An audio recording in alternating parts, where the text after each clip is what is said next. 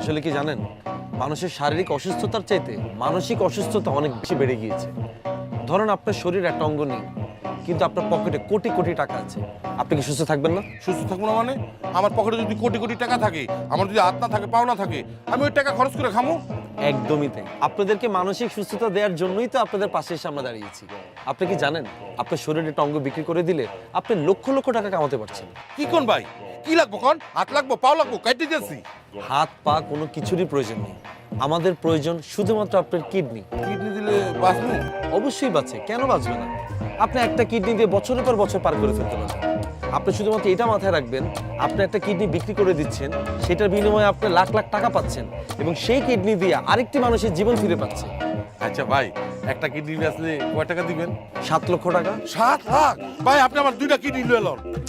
আরে এমসি, বসেন বসেন বসেন।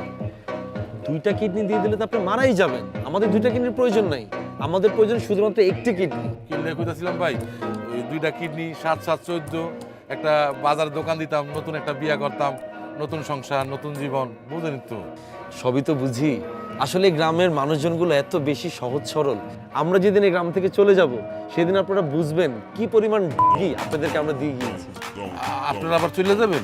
কি করবো বলেন, আপনারা একটা সময় বড় লোক হয়ে যাবেন, তখন আমরা আবার অন্য একটা গ্রামে চলে যাব, সেখানকার মানুষদের টিভি দিতে। ভাই টাকা পয়সা দরকার, বোঝেনি তো?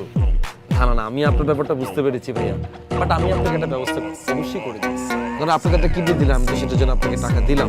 আপনার মতো এরকম অসংখ্য পুয়ার এই গ্রামে আছে না? অনেক মূর্খ।